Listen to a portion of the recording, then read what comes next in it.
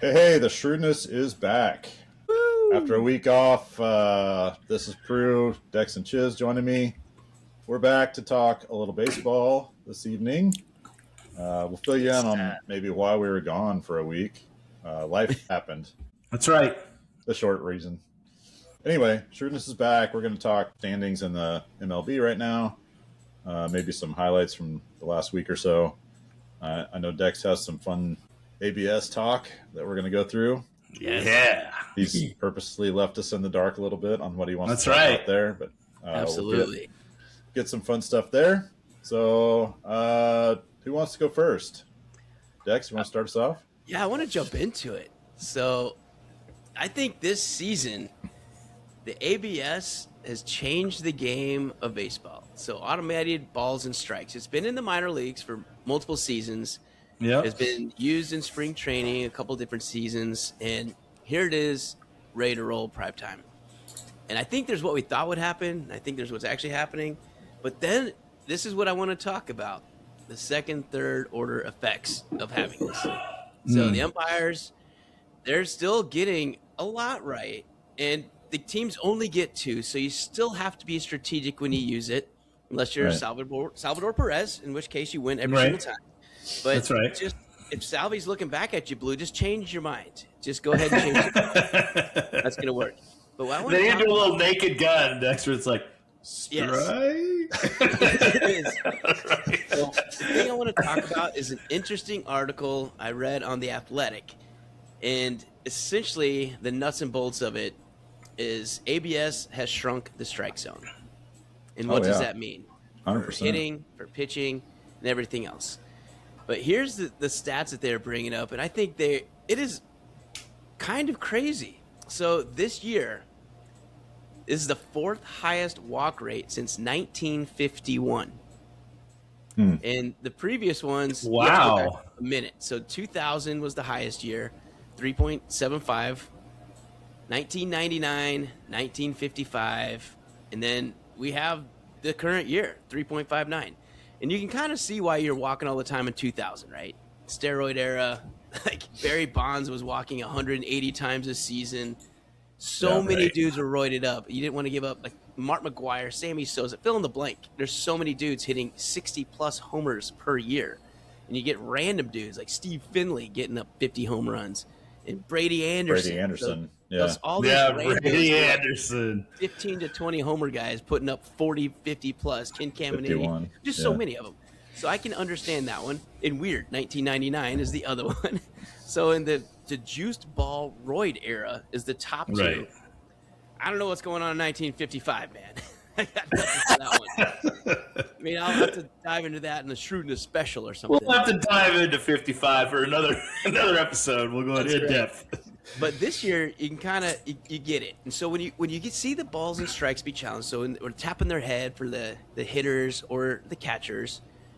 I mean, did you find the stats on what the challenge rate is, Chiz? I found it. Yep. I've What got it. is the actual challenge? Is it really 50-50? I can't believe it is. No, so it's 54% are overturned. Yeah.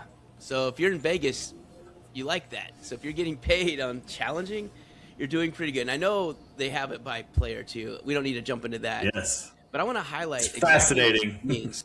So here's an example of how this is changing the games as we speak. So last night, JT Ginn for Oakland, or not Oakland, the Athletics. God dang it.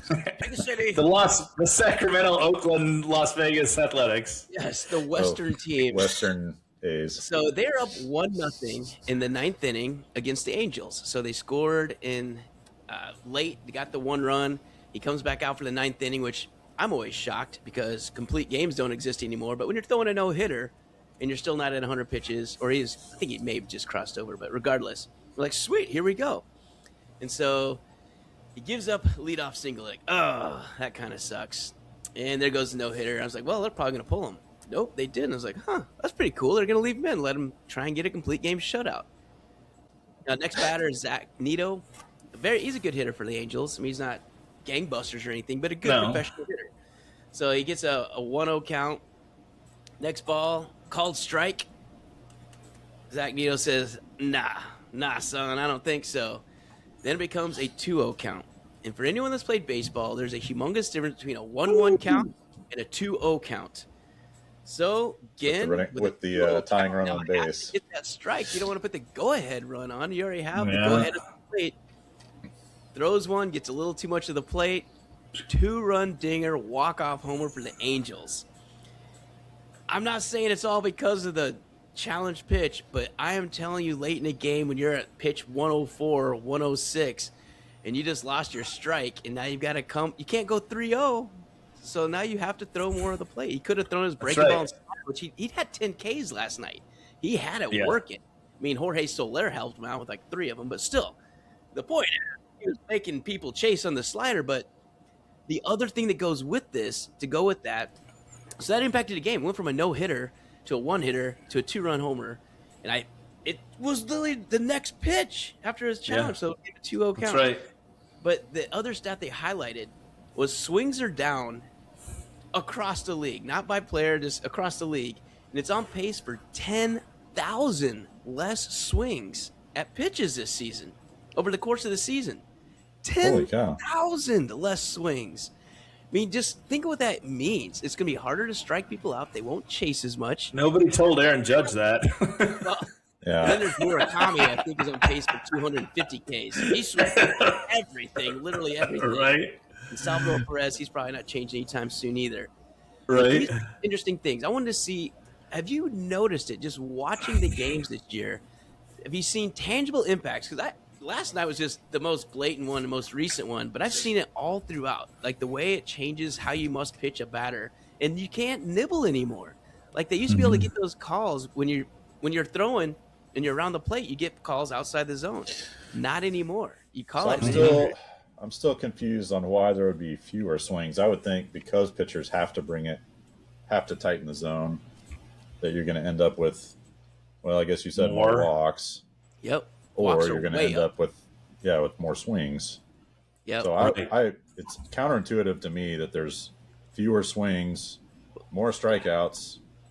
Yeah, I think it's because they're overturning these calls at a 54% clip, and so when you're looking at it, you don't have to chase to protect anymore because you're not going to get screwed on the pitches 2 inches outside getting called rung up. You can say, I don't think so, brother. And then they oh, that was low. And then when you have the super crappy umps, now those track records matter because they had stats. They've always had the stats of how many calls these umpires have missed, and now you get to tap your head all night long, and you get 2 misses. That's what they didn't really put in there. You can challenge and keep winning. I mean, I don't remember how many the Royals had in one particular game. It was a lot. Yes. I mean, there was one with C.J. Buckner or whatever his name is. Yeah. One umpire he missed 20 calls. Yes. 20 calls in one game. And they weren't all challenged, but after the fact, they were like, if they would have challenged 20 times, they would have been right on overturning 20 missed calls. Times in the game more important than others. Like I've seen, I think in a Mariners game I was watching, the last batter of the game struck out. He just got fooled. It was right down the middle. He was expecting a slider, got a fastball just right down the pipe. I mean, you can't take it with you. But I was like, even the umpire, like, no, man. And they just walked away. They just showed it as everybody was walking off the field up there. Right. You talk about the strategy of it, and I have noticed a couple things. One, generally speaking, the teams that are doing better, they have some rules. The rules are you take them early, right? So at the beginning of the season, I saw a lot of people taking them early where they're like, oh, no, it's the bottom of the second. That's a ball, and you're like, why, dude? There's nobody on base. Like, it's 2 outs. The count's 1-0. Like, right. This isn't the time. It's like they've learned a lot about leverage. Use it in high leverage situations. So you got 2 guys on, nobody out. Okay, I'm gonna use my challenge now because it's a very high leverage situation. So you see that. You also see the good teams are not allowing their pitchers to challenge because their pitchers are wrong a lot. And I haven't found. I was looking for the breakdown by position. I haven't seen that yet. But tell us if you got that proved. But I would be willing to bet. I've watched enough baseball. Tell me if I'm right here. I'm willing to bet the best overturn rate is the catcher. 100%. Yeah, Yeah. it's 62%. They know Wow, the strike zone. They're 60%. sitting behind the plate. They have the best vantage point, even better Yeah. than the umpire in some cases. That's true. And the second, I'm guessing, is the batter. Yes. Yeah, because the ones that know the zone. And then the worst has got to be the pitcher. Well, so they're emotionally invested. this is not a weighted average, but it says the fielders, Okay. like combining the pitchers and catchers, are 59%. Oh. So So that would mean the pitchers are definitely less than 59 because the catchers they said are 62. Yeah. right. Batters are only 47. Yeah. Oh, okay. So I might be wrong on that. I might be batters. Like I was saying earlier, though, in the ninth inning, when it doesn't matter because you have nothing to lose, you start wasting. You throw them away. Even if exactly. So that's not a. I think when the catchers are challenging it, they're never throwing one away. Right. Right. You're not. But a hitter, you're like, well, worst that can happen is It's still a strike. Exactly. Yeah. No, that's right. That's right. Well, the other interesting thing that I've seen though is, so you do save them late, right? They like to save them for the 8th and 9th because that's generally when it's going to be highest leverage. But I did notice one today where the Royals were playing the Red Sox and Ranger Suarez, crafty lefty, pitching, and it was the top of the second or bottom of the first. Bottom of the first. It was bottom of the first, and there was a low and outside pitch. He's a nibbler, okay? Suarez loves to throw like a lot of breaking stuff outside, whatever. And he threw a pitch that was significantly outside and was called a strike. And Salvi, as the batter, immediately challenged. And it was on the first pitch to him. And I was like, what is up? And then I heard them say, he's setting the tone. And I was like, what do you mean? And they were having a conversation in the booth basically around if they let the umpire call that in the first inning, he's going to call it for the next 6 innings, and they need to let the umpire know that's not going to fly tonight, right? So you reined the umpire in the first inning, you reined Ranger Suarez in the first inning. It's like, dude, you're going to have to bring it in. You're going to have to come in and bring it, in because we're not going to let you nibble out there tonight. And so that was really interesting to me. The risk of that is if you're wrong. And then you've wasted one of your challenges. So you have to make sure it's a blatant ball. And you can't it was a blatant ball. Yeah, you're right. Half your challenges because you only have one. And you can keep That's hitting. right. But once you miss, that could be the 3rd inning in that point. And that's exactly right. What do you do there? I mean, now the umpire kind of like, oh. I think we talked about this a couple weeks ago in the episode. Like, is that right? Well, now it's my area now. And, now you've got no challenges, and I'll call how I like to call right now. Little Happy Gilmore. You're in my world now, Grandma. Totally. I did find that pitchers are only right 41% of the time. So they are by far the worst, which is what we suspected. So.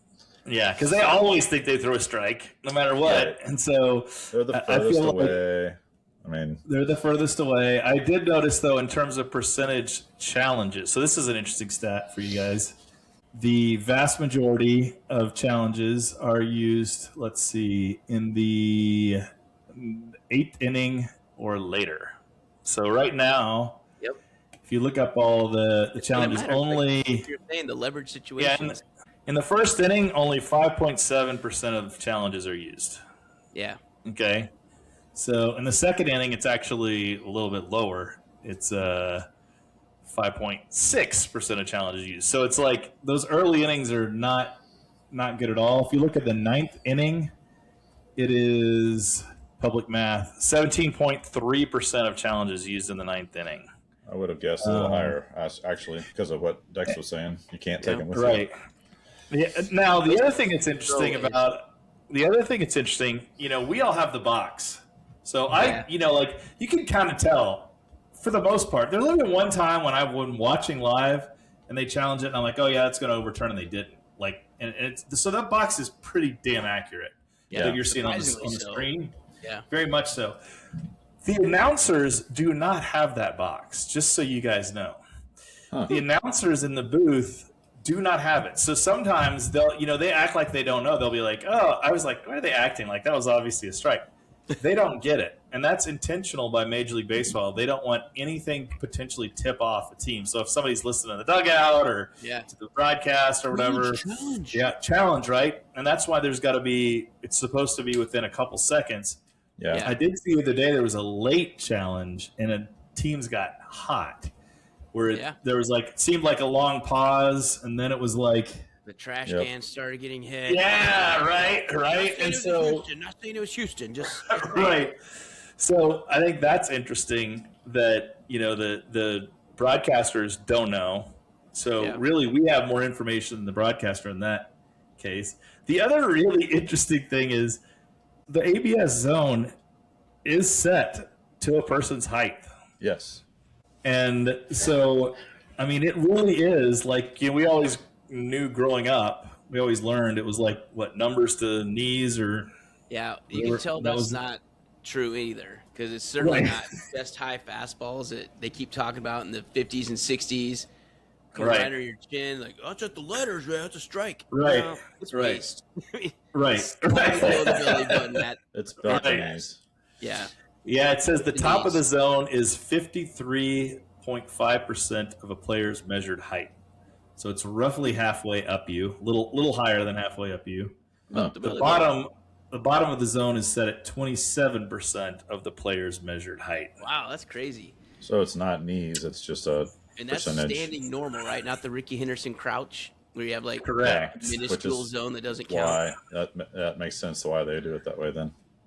Correct, because you could obviously really shrink a bunch of high fastballs. Shrink the zone. Yeah. The strike zone is captured as the ball passes through the middle of the plate, not the front of the plate. Yeah. Okay, that's interesting. I didn't know that. That's something really interesting. Only batters, pitchers, catchers can initiate the challenge. Managers cannot. Right. The other rule that I found really interesting. This is a bizarre rule. I'm not sure why this is in there, but there's got to be some reason. So maybe you guys can figure it out. We're going to figure it out right now. If challenges are not permitted when a position player is pitching. So if you rule, that's weird. That's a rule. So if you bring in a left fielder the ninth inning and it's 10-1 or whatever, and you don't think it's strike, you can't challenge it. I don't know why that would be the case. Because the game's not close if you have a position it's probably player. not in doubt. Maybe that's why. Is it's just like it's wasting time. Yeah. Maybe that's why. Maybe that's why they figure but it would be interesting if you had a position player who could actually if you brought in Jack Caglione who could pitch. Yeah. And he brought him in a high leverage situation, would he be considered a position player so they couldn't challenge? Because that'd be pretty awesome. It'd be like a hack. That would be I don't even know. That would be interesting because he's a position player for MLB's sake. I guess he's a position player, right? He's just an incredibly good one. Which why don't they let him try it out? So that means the batters can't. The batters can't challenge. Doesn't sound like it. The batters nor the defense. The fielders. Okay. When you first read that, I heard that as the defense can't challenge.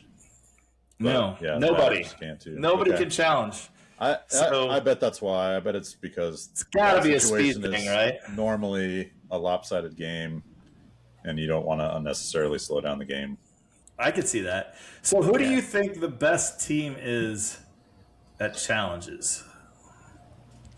Well, the best player is Dylan Dingler of the Tigers. Dylan Dingler. What a great catcher, name, though, isn't he?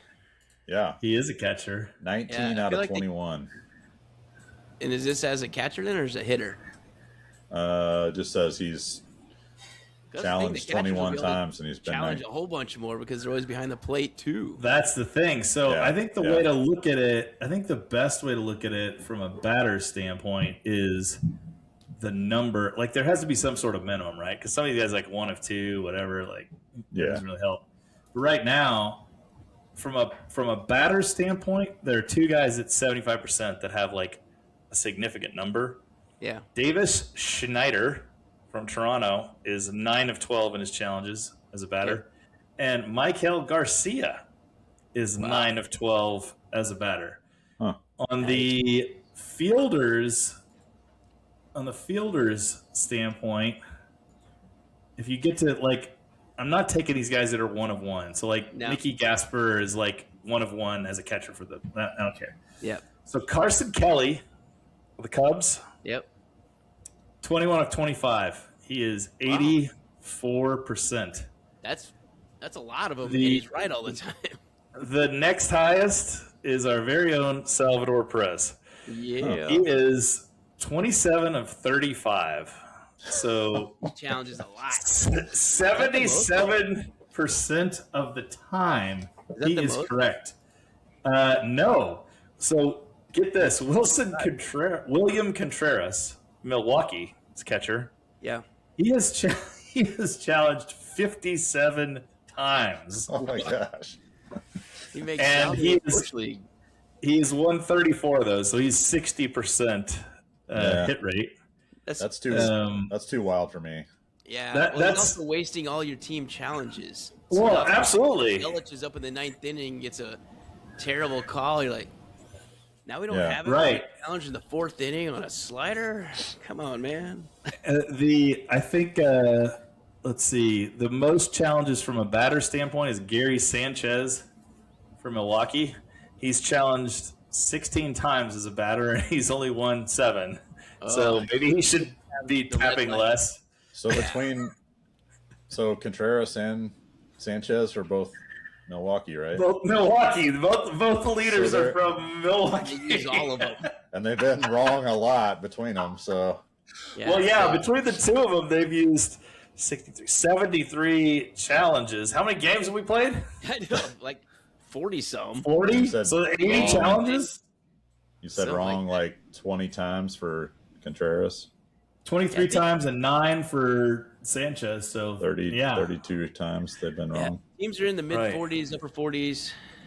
So that's a lot of challenges. Yeah. So The overall, most net positive from a team standpoint. So if you take the net overturns for and net overturns against, yeah, the team that has the most net positive is the Miami Marlins. They're plus 27 on the season, followed by the Twins plus 25, number 2. Wow. The worst crazy. team is Boston. Nationals. Oh, Boston is minus 28 in the net. Nationals Oh, wow. are minus 23. To your point, they're the second worst. they have the lowest percentage wise, but maybe not. Yes. So this is the ones that go against them too. So like. Oh, I see. So if another team challenges, and so they've had more of the challenges go against them too. all right. So my question posed to you. So Prue, do you like it? Do you like the ABS system? Is it better for baseball? Do you enjoy the game better? Do you like having it when they get it right? Or do you enjoy just having the mistakes impact games? No, I like getting it right. So I was a big fan of the replay. Yeah. All the calls at first base that Same. half the crowd knows are wrong. Yeah. Managers get all excited and whatever. And now that we have a way to get it right, so I liked that the day they implemented it. I like this too. I think it's been a I long do too. time I coming. think they've done it right because it's fast. It's really Yes. fast. They show it within like 10 seconds. I feel like. Yeah. So you don't have to wait around. The problem with when the challenge system came out in the NFL early, it took so long. We're like, now it's time for a Some of them- 10-minute break. Some of them still take a while in the NFL. No, you're right. Yeah. You're right. Right, But but- generally speaking, compared to what it was to where it is, Yeah. and then for this specifically, the pitches.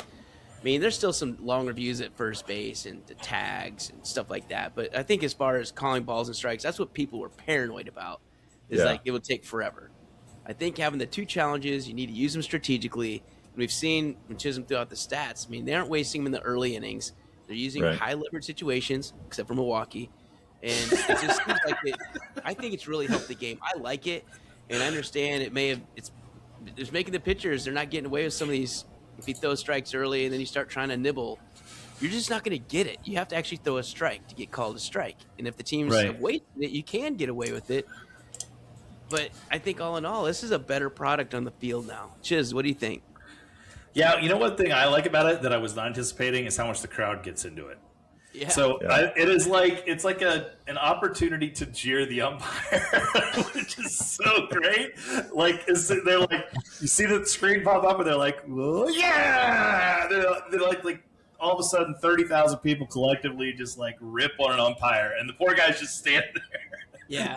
So it is a really interesting element that I didn't anticipate people being so into, but. People, you hear the crowd react to all these ABS challenges, which is which can be a lot in a game if you start getting them right.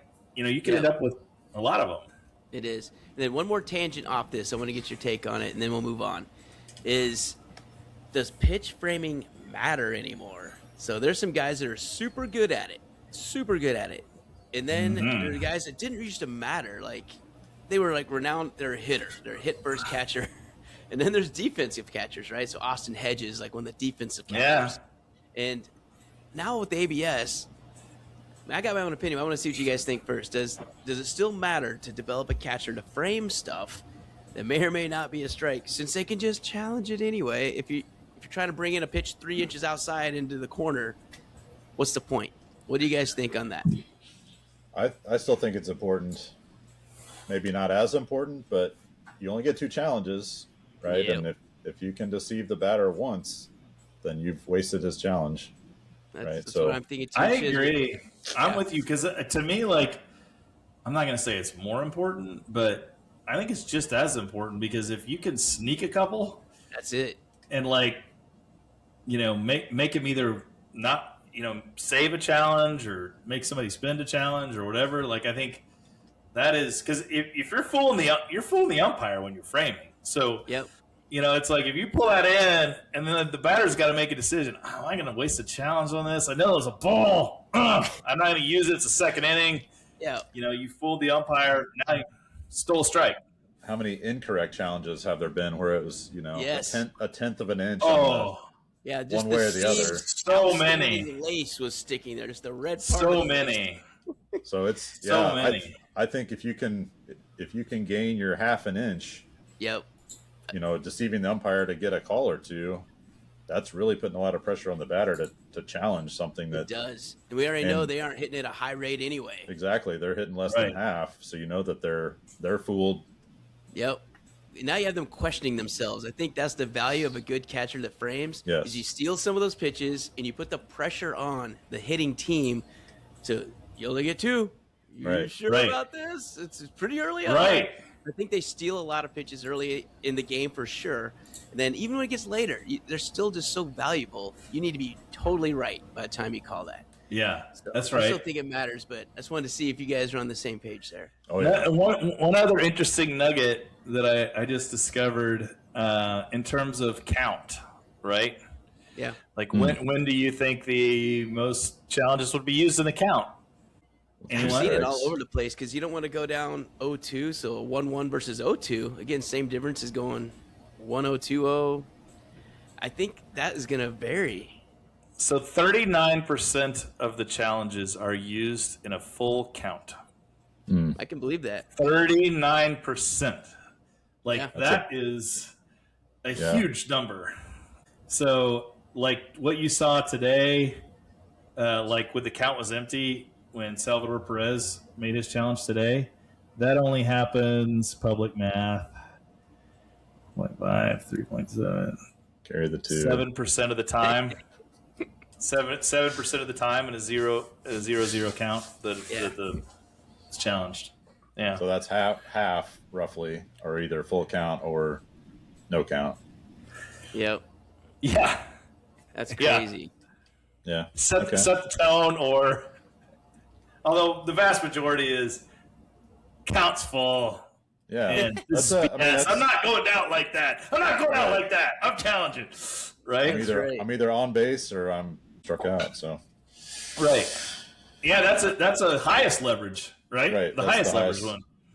Highest individual at bat, per at bat. Or even from the catcher, right? No. We're not giving him first.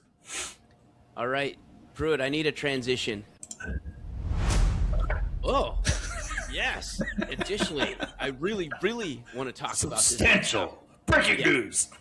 The World Baseball Classic, one of my favorite things. its impact on players that played in it. Now, I know it's not everything, but boy, are there some terrible, ratty performances off the bat here. So just Big going with time. Team USA alone, just Team USA alone. Well, now I guess I added one more. So a couple other ones. So we had Cal Raleigh, right? Cal Raleigh Big number. was arguably the MVP last season. I know he didn't Right. win it, but the catcher goes 60 dingers for a switch hitter. I'd say he should have. Yeah, I mean, whatever. This season, he is off to an absolutely abysmal start. Like, it's hard to even find him on any chart that doesn't include sucking. 161 with a 243 on base, a slug. Now listen to this. This is Lance Johnson-ish of the 90s. A 317 slugging percentage. Oh my gosh. For a dude who hit 60 home runs hits, last year. 60 His bombs last OPS year. is what his slugging was last season. 560. What in the On-base world? Slugging. He has 7 home runs. He only has 26 hits this season. It's almost June. So in 41 games, 26 hits. A hit every other game for this guy. And I think he went 38 plate appearances or at bats without a hit, like, recently. So that's it's something atrocious.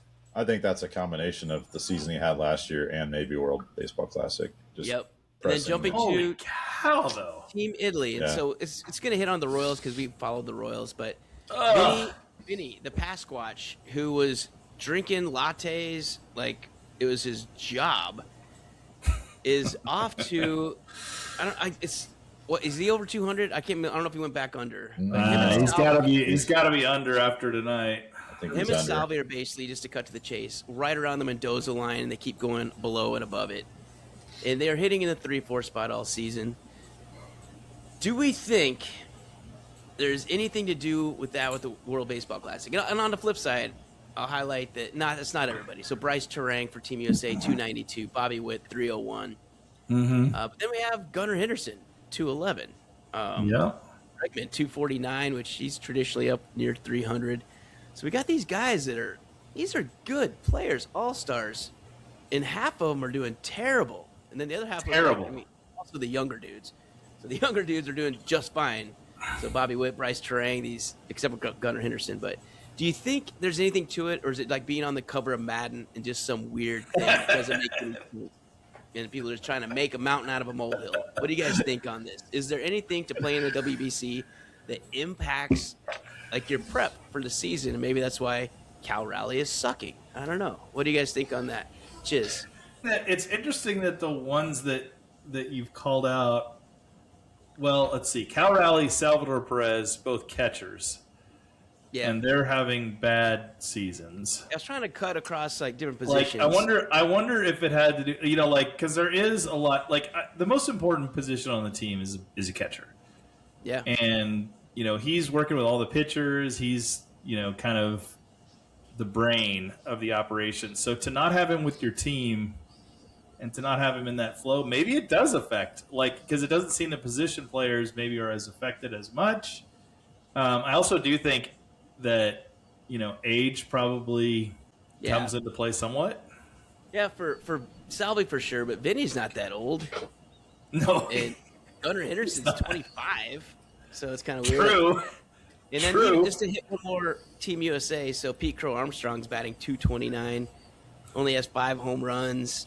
He struck out 52 times. There's a lot of Wasn't games. Duran Duran? He was on the World Baseball Classic too, and he's like 170 or something Yeah, ridiculous. he's like this year. 160s, 170s for Boston. Oh, He's I'm just- sorry, 189. He went up to 189. He went 2 for 3 tonight. So I was gonna say, my he just bad. had a couple hits tonight. Then. Yeah.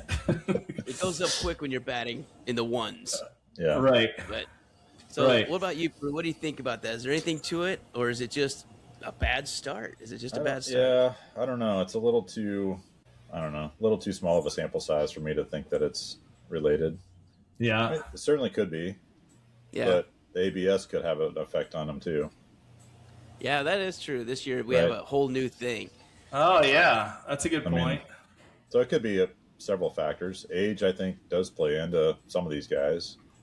Yeah. And like for Cal Raleigh, like I mentioned just a minute ago, some of it has to do with their success last season.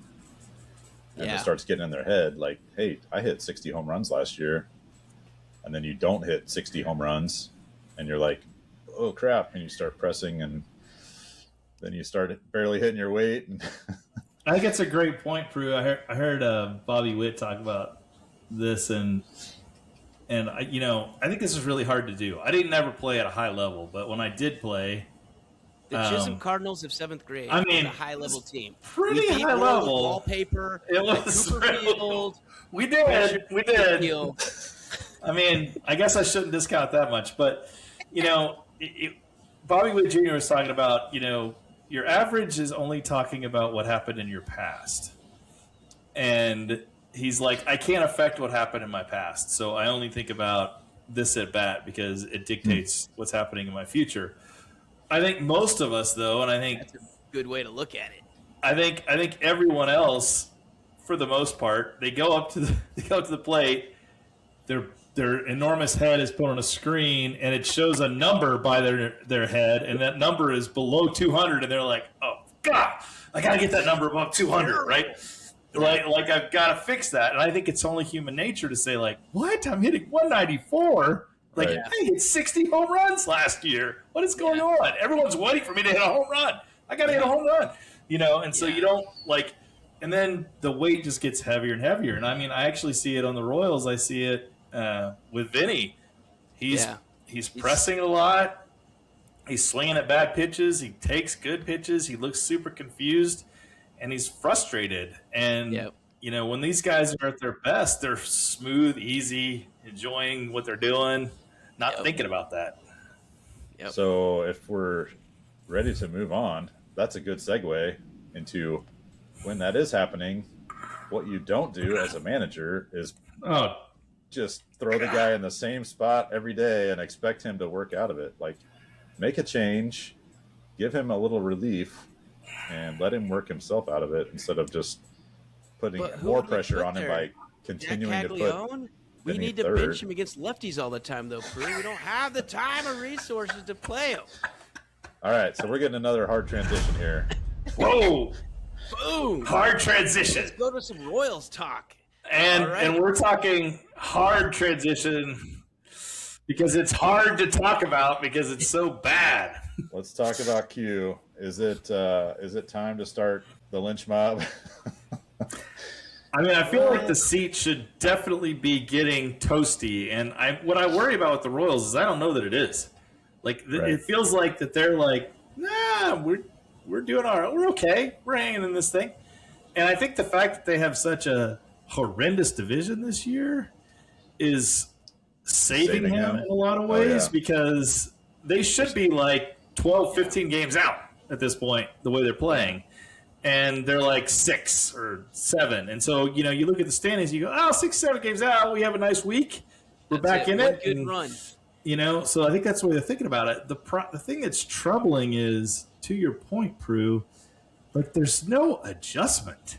You have a starting staff that has, like, they were talking about the quality starts that this staff has put together, and it's crazy. They're doing a great job from the starting pitching. Like this is a playoff caliber starting pitching, maybe even an AL championship caliber starting pitching, and you've got nothing going, and you're not even just tweaking the order. Now tonight was a give up night. I saw that because they just announced that the Croatian sensation was going on the 15-day DL. They're like, it's going to be a bullpen night, which means, for those of you who don't know, a bullpen night is we're going to throw out 7 bullpen pitchers, and they're going to piece together 9 innings for us. And a lot of times that's a white flag night. We're saving everybody. And so he had a different lineup because he had Nick Lofton and Starling Marte and, all the stars came out tonight. These are the guys that were in tonight. So he was like, he changed it up tonight. But most nights it's Michael Garcia, Bobby Witt Jr., Vinny Pasquantino, Salvador Perez, then Lane Thomas, Isaac, whatever, Carter Jensen. Like, and then Jack Caglione and it's the same lineup. And Isbell hitting ninth. That's usually what it is every night. And you have to look at the thing and go, when you're getting the kind of results, what does it hurt to say, hey, you know what? Kyle Isbell's hitting 280. Maybe we hit him lead off tonight. Let's hit him lead off. Let's have Michael Garcia hitting the 2-hole. We'll have Bobby Witt in the 3-hole. Jack in the 4. Put Salvi in the 5. Mix what's it up. going to happen? I mean, maybe Vinny drives in a run from the 7-hole. Yeah. And then he feels good. That still counts as a run, right? Right. Absolutely. Still gives him an RBI. I don't know. Yeah. I don't know what the fascination is with hitting him third every time and watching him struggle and strike out 3 times. Yeah, you're not helping anybody at that point. When your 3 and 4 hitters are hitting 194 and 199 respectively, it's not a shock that you score 1 run. I just keep saying, what's the worst that's going to happen? Are you going to score less than 1? Okay, if you score 0 one time, you go, okay, that didn't work. We need to go back to the 1-run lineup. Let's just see if we can throw a shutout tonight, boys. but right now, that's your only chance. Bailey Falter gave up 2 runs in the first inning, and I was like, that's ball game. Dang it. Let's just wrap her up till tomorrow, boys. So I don't know, Dex. Do you got a perspective? Should they be doing anything? I don't know. Maybe we're nuts. So we talked about this last year. Sometimes you just need to absolutely shake it up and go Lewis style and put Barry Bonds in the first spot. Yes. And maybe that's not here. But when you look down the lineup, you have just Starling Marte. He could play more. He's batting 292. He's 292 with a 340 on base. Why not throw him up towards the top? I don't know. Try it out. And we continue saying Bobby Witt could be pretty good in the leadoff spot. Yes. Garcia's actually hitting 262. He's doing just fine. I mean, there's nothing wrong with him. Just swap it up. Your fastest dude can then steal bases. He's on all the time. 372. Let people hit with somebody on base. Try that out. Yeah. That'd be fun. Remember 30 years ago when your number 2 hitter was your best bunter on the team? Yes. Throw Isbell there. Throw Isbell with 2-hole. You got Bobby Witt speed. Bobby Witt Contact. singles or walks or whatever. He steals. Isbell bunts him over, and now you got 2 chances to. I thought of this a lot with you guys. Remember when we were growing up, the '80s Cardinals teams? They had Vince Coleman who would get on by hitting a dribbler to third, he would be on first. He would steal second. Ozzie Smith would bunny over to third, and then you had Tom Herr and Jack Clark to potentially knock in a guy from third, and you'd be up 1-0 at the end of the first inning. A ground ball or a fly ball. You can get out and score the run. Yeah. They would score lots of runs without even getting a hit.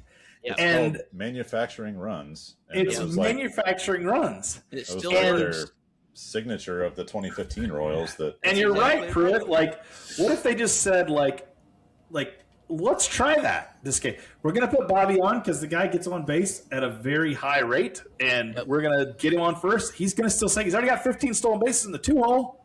Yep. Let him steal second. The other thing I've noticed, though, is these guys can't bunt. No. Nobody can bunt anymore. Isbell is a good bunter. Isbell's a really Outside good of that, throw him in the 2-hole because, frankly, when you look at the stats, Kyle Isbell is one of the next highest averages in on base. Yeah. 275, 331. Fine. Yeah. You've earned a spot That's to be great. second. And we actually want you to bunt because when Bobby's on, hey, Bobby, steal second. We're going to bunt you to third. Now, Salvi, Vinny, if you still want to keep with those 3-4, now their outs could actually be productive. When you hit a ground ball to the right side if your Vinny Pasquantino scores a run when you have a guy from third. Right. But right now, it's a totally non-productive out 9 times out of 10. Yeah. So I don't know why you wouldn't try something different. And I love Salvador Perez. And listen, Salvador Perez will be just fine come June because June, July, and August, the guy hits like a banshee every time. When it gets hot, for whatever reason, Salvador Perez hits. This happens every year with Salvador Perez. Everyone's like, is he done? Listen, He'll catch Sir fire. Venezuela. He doesn't like it when it's cold outside. He doesn't like it when it's windy and rainy outside. He doesn't like it. So, like, I think he'll be fine. Is he going to hit 300? No. But I think Salvi will end up somewhere around 230, 240, which is just fine for the power that you're getting out of him. I'm worried about Vinny because Vinny... It's ugly. It's ugly. And I was texting another one of my friends the other day. He's a Royals fan, and he was like, I feel like every other out that Vinny makes is a foul out. And I'm like, it is. It's a pop foul out, which is like I'm getting horrible contact. Yeah. It's the Yeah. worst. You know, like that's the Just worst kind of enough contact. to pop it straight up. Just enough to get me out, you know? Yeah. Like, or a ground ball to first. Those are the two outcomes with him right now. Yeah. I want to talk about the Royals outfield. It's the same thing we've talked about for a couple years now. So we have Lane Thomas, Isaac Collins. We thought those guys would help us out. Isaac Collins batting .221. And then we got Lane Thomas at a .212. Hey! I mean, Lane Thomas at least has a .355 on base. So, again, maybe we just try hitting him up. He sees more pitches. He doesn't strike out all the time. But I don't know. I don't like it still. Isaac Collins, again, .338 on base. Not atrocious. Frankly, it's higher than Michael Garcia. But are these dudes, are we finding that they're just not hitting? I don't know. We just could not have production in the outfield. I don't understand why we can't. Is there anybody on the farm we could bring up, Chisholm? What do we got for farm reports? Is there anybody? Somebody has to be the weak link on the hitting side of the ball, right? And you got to have a crappy fielder that you throw out there because he can hit the ball. I don't know if they have that, but anyway, you got to have somebody as the weak link, and it's not going to be Kyle Isbell. Kyle Isbell's outfield proving to be a super valuable asset, and they just throw him in the 9-hole every day. They totally just throw him in the 9-hole, which blows me away because I'm like, I understand historically he's been really bad. If you look at it early, he's a 200 hitter or whatever. Last year he hit pretty darn good. I think. Well, we said for him it was like 230 or something, playing center field. Now he's hitting 280. Like, I mean, does it hurt? Right. But Dexter, to answer your question, Isaac Collins and Lane Thomas, I swear to you, I've watched probably 20 games this season. I watch a lot of Royals games. Yeah. I still can't tell the difference in them. They're the same freaking person. Like, I don't even, like, when I'm like, who is this? Names. They both have two first names, which also is a pain. Why do we have two first name dudes and they both bat atrocious? They both sort of get on a little bit. Yeah, they're both just meh. Like, and they're both just there's no personality to either of them. It's not like one's like fiery and one's like, like they're just bleh. And I'm like, this is who we got. Like, our outfield outside of Jack Caglione has 7 home runs this season. All of them added up together. So 3-3-1-0. That is our outfield production outside of Jack Caglione, who has 5. I mean, he's really ripping the Jesus out of the ball, but he's still. Yeah, but if you watch any amount of Royals baseball, like, Jack's doing well. He still has some learning at bats I've seen where you're like, okay, like that. You could have taken a different approach there, but he's absorbing stuff, and I see his approach is way better than it was last year. And he hits the ball hard. He's fun to watch. In my mind, there should never be a game the dude is not in the starting lineup at his age and experience and where he is from the organization. But all the time they bench him, and I'm like, for Isaac Collins or Lane Thomas or Starling Marte. And I'm like, why are we doing this? This doesn't make any sense to me. I would like to see some acknowledgement of performance. And that's the part that I really struggle with Q. Right. Are we going to start rewarding performance, or are we just going to go with, like, who you like? He seems like an old school guy who's like, well, Salvi's a captain. He wants to bat 4. We're going to bat him 4. It's like, come on, man. It's not a democracy. You take charge. No. Do what's right for the team. I would like to see that, but I don't. I'm afraid that's not going to happen. And the thing is, with Jack Caglione, like you're saying, the things that stand out where he's red on the charts is an average exit velocity, 94.4. It's in the 97th percentile. Barrel percentage when he's hitting it, 96th and he's at 17, like basically 18% of the time he's barreling the ball. Hard hit percentage, he's in the 98th percentile. Yeah. Bat speed, 96th percentile. So when you look at all these things, he's doing just fine. And why not give him more reps? I don't understand why we can't just like, what are we developing if not him? Let him get out there. Right. We didn't get a guy in the He's top already 10 picks to be he's a already platoon brought up. guy. Like, you developed the guy at AAA. He's up now, so let him play. Yes. Well, and if you look at, I saw a stat the other day. The people were like, "Oh, you know, the explanation is, oh, they're bringing him along and developing him." But if you look at the guys that were drafted the same class as him, they're getting just as, and some of them were high schoolers. They're getting just as many opportunities or more in terms of at bats than he is. He's not a baby. He went to college. Yeah, you know, come on. At Florida, he played like. You're not going to break him by him going through some slumps. Like, let him do it. Like, he only has 35 at bats versus lefties this season. That's criminal. It's like what, 9 games maybe? That's criminal. He won the game on one of those, right? Like he had a home run, 2 doubles. So 3 of his 6 hits are extra bases. I don't understand why you can't just let him do his thing. Now, is he better against righties? Yes. So what? You're not losing anything because, like you said, Chisholm, you're putting Collins or Thomas back in there. How you get better at batting against lefties is sitting on the bench. Yeah, that's what I think too. So how long of a leash, so I ask you guys, how long of a leash do you think Q has? Too long. Like, could he just lose out the season and they're not going to fire him? I think if they end up 65 and 85 or something, whatever, I don't know the math there, but I don't know. 65 and 90. We'll know more what we're looking like in the All-Star break. We need to. Your best players have to hit. Like, you can't really be held accountable for your 3-4 hitters. That's true. 200. So I mean, That's if they were doing anything, so we're 20 and 28 right now for the Royals. If your best hitters in the middle of your lineup that generally get about 190 of your RBIs could just start contributing, I don't know, a little. Just something here and there. I think that would go a long ways. And if they start doing that and you still lose, okay. But I don't know.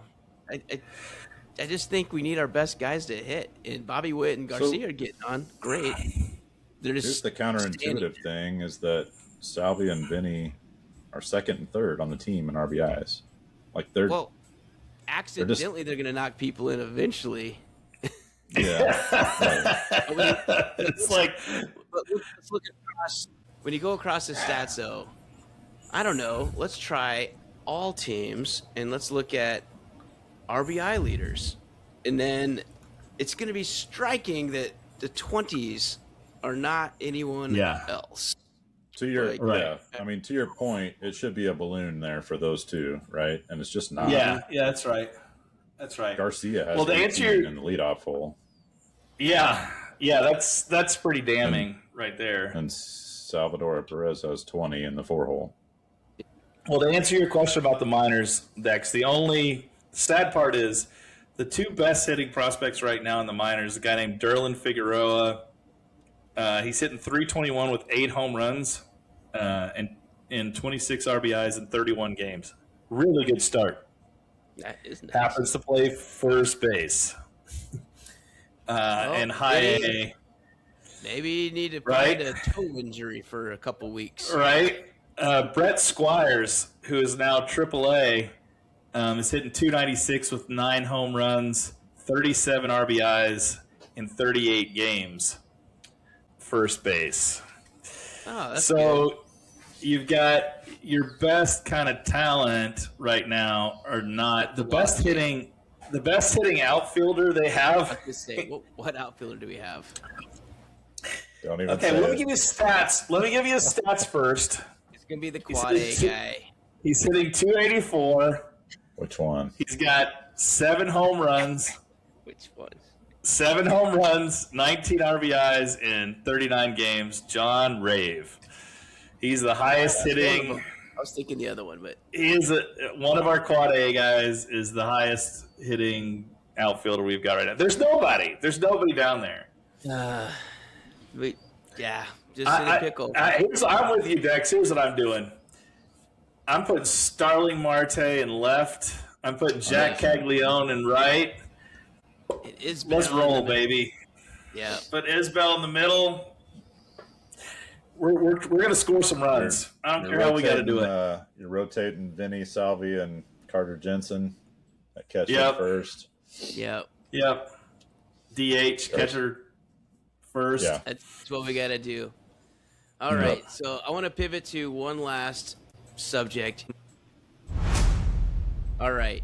Let's go talk about one player on the Chiefs. And I think this almost needs to be the last chance. Rashee Rice. So, Chiefs fans out there, if you've not seen the blurb, he violated his probation, and now he has to go serve 30 days in jail, which, frankly, he probably should have done it years for what he actually did. But regardless, he got out of it and did damn near nothing, and then just don't get in trouble. I mean, how hard is it just to not get in trouble? I just don't understand it. So Rashee Rice, 30 days in jail. Are we done with him? Prue, are we done with him? You know what? I don't get ticked off very easily, but that ticks me off. If he were on my team, he would not be on my team anymore. Yeah, Rashee Rice, Chisholm. Do we want him? Do we still want this guy? I feel like he is now. He's now. I talked to you guys in the Patreon. I'm a big second chance guy. I really do believe in second chance, especially for young guys, young, stupid, out of college, whatever. Listen, this guy went to SMU. He's not stupid. He didn't actually go to class there, Chisholm. Well, he didn't go there to play class. So that's what I'm saying. I feel like, but you paid him money. They paid him money to come and live like that. But he was around smart people. He was around some smart people for a while, and they like at the end of the day, this is willful ignorance now. And if I'm Andy Reid, I have to start worrying about how this affects my locker room. And what you're doing now is you're saying you could just go around being a dick and do whatever it is you want. And if you get in trouble, then you can smoke weed when you're on probation and get in trouble again. And we're okay with it because you're Rashee Rice.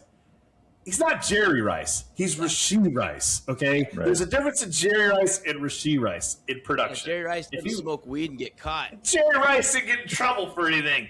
But even then, like, you're not putting up the numbers to be able to do this. You can get away with this if you're, like, super prima status. You know, like, we've seen this before in the NFL where these wide receivers get away with it because their numbers are so ridiculous. It's like they get away with it. Antonio Brown, Terrell Owens, like all these guys could be jackasses all they wanted, and they were putting up huge numbers. He's not that. Mainly because he's not in the lineup, because he's on probation or in jail. And the worst part about this is obviously the worst part about it is he's stupid. But the second worst part is he's now missing OTAs because he's going to be in prison for OTAs. This is the time when they should be getting better, should be learning. Right. He should be the backbone for the wide receiving. Yes. Yeah. You and Xavier Worthy, step up, be leaders. And one is, that's good. Travis Kelce's not going to be around for much longer. Well, the sad part is Tyreek Hill looks like the more responsible option right now. And that is a really bad thing. Whenever you're like, Tyreek doesn't look that bad. That is not a good thing. Right? All I know is if I'm the Chiefs, I want Jalen Royals to stand out in camp. I want him, frankly, because last year when we did our preview, he looks like Rashee Rice. He plays like Rashee Rice. And frankly, he just had so many injuries in camp last year. We didn't get to see what he could do. I think he could stand out. And frankly, if he does, I think Rashee's on a super short leash. And I'm fine with is he super good? He sure is. But you can't have a cancer. And you can't have somebody that just doesn't care about the team. And when you're this selfish about yourself, doing things you like to do, only thinking about number one, That's not who we want on the Chiefs, man. That's not what they stand for. It's not Kelsey. It's not Mahomes. It's not Reed. No. None of these guys. And Kenneth Walker, you think he's a me guy, number one? No. So we brought in outside guys that – no, man. Rasheed, you are on the last good grace of, I think, the fans. So, I mean, we are very forgiving fans for our cheapers and our runs. Clark You've Hunt, now pissed us all off. You're at the end of the road, man. Clark Hunt, say that. Yeah, I think you're right. He's a stickler for bringing in character guys. Like he is trying to make it a winning culture. Yeah, right? And that is the opposite of winning culture. Is totally being selfish and not looking out for your team in the off season. You know who's on the verge of becoming? This is the only you're right, Dex. Chiefs and Royals fans were super loyal. We give you a long leash as long as you're not horrific. Yep. He's on the verge of becoming Larry Johnson. And I don't know if 100%. You remember, Larry Johnson was an incredibly productive player for the Chiefs and did a lot. And at the end of his career, people were like, I don't want him anymore. There was a petition to keep him from breaking the Chiefs rushing record because people disliked him so much, bench him. And Rasheed Rice is headed down that path. Yep. And he could be a great redemption story if he actually takes a beat and learns and figures something out here, but his past does not indicate that he's going to do that. This is a lot like Kareem Hunt. Team. Yes. Yes. I mean, it took Kareem Hunt getting cut, right, and then several years of developing and whatever, and then living in purgatory in Cleveland. Yeah. Okay, you've done your time in Cleveland now. You can. And Andy, we've talked about it before, Andy Reid is a bit too loyal at times, and thank goodness he did give Kareem Hunt a second chance because he really came back and did well. He did. Maybe it takes something like that for Rasheed Rice to get his head out of his rear end, and I mean, we were joking that he got paid to go to SMU. He's getting paid a lot more to play football. That's right. Right, not go to class, and he figured out how to get through his college days. I can't believe that a guy that talented would just throw away his life on smoking weed because there's a lot of things you could put. I was talking to my son about this the other day. If you were going to pay me $6-7 million a year, there could be a long list of things you could tell me not to do, and they could be things I would love to do. It could be you're not allowed to watch TV this year. I'd be like, okay. For $7 million? I love radio. I'm not watching TV. Ice cream, just check it off the list. No more ice cream for me. I love brownies. I don't even care about ice cream. You've got a piece sitting down for the whole year. All right, I'll do it. I'll do it. Absolutely. I'll do it. But things don't go 100 miles an hour and wreck cars on the freeway. That should just be a given. Don't smoke illegal substances. What are we in China? What are we doing? So restricted. No kings, man. Not my dad. That's right. Do what I want. All right. Oh, man. I think that's the last thing. Is there any other topics you want to bring up, or are we good? No, next week we'll get we'll talk about, we'll be in the NBA. We'll know who's in the NBA final. Well, we'll know who's in the NHL and NBA finals, I think, by then. So we'll talk a little bit about that. Just give a little quick reaction. It's been fun playoffs for those who have been watching. Last night, I did watch almost all of a full NBA game, which I haven't done in a long time. The Spurs and the Thunder, and it was incredible. And Victor Wembanyama is a cheat code. I'm just going to say, a 7'4" guy who could shoot 3-pointers is that's stupid. But we'll talk more about the NBA and NHL next week. We're about 30 days from 40-20 last night, the youngest player ever to go 40-20. 40-20. That's just accidentally paying attention to NBA and NHL. It's just not our wheelhouse, and you can get better stuff elsewhere. But we'll hit on that. The finals we actually watch a lot. We will talk about that. And then, like Pruitt said a couple episodes ago, we got World Cup coming up, which will be fun to talk about. And over the next couple months, we'll have some guests. So tune in. And, again, reach out if you're interested in being on. We've got a couple already lined up, but let us know. Yep. Our World Cup preview will be probably about 3 weeks. We'll have my buddy Brandon on to talk all things soccer. That'll be good. He needs to get me educated quick. I got to know Yep. what I'm looking for. He will. That'll be good. All right, gents. Well, good to be back. We had a little Good to see everybody. Yeah, it's nice to be back. I miss you guys. It's graduation season, but that's behind us now. So it is. Right. So they're doing all that, but we hope you enjoy the episode. It's kind of a baseball-focused one this time, and then a little ranty on Rasheed, but it is what it is. Don't suck and stop being a spaz. We'll be That's all right. It's easy. But until next week, like I said, we're looking forward to that and talking some finals. Enjoy the baseball. Let us know, man, in the comments. Let us know what you think about the ABS. Let us know if there's like a WBC curse for people playing in it, or if it's just a bunch of nothing. Love to hear what you think.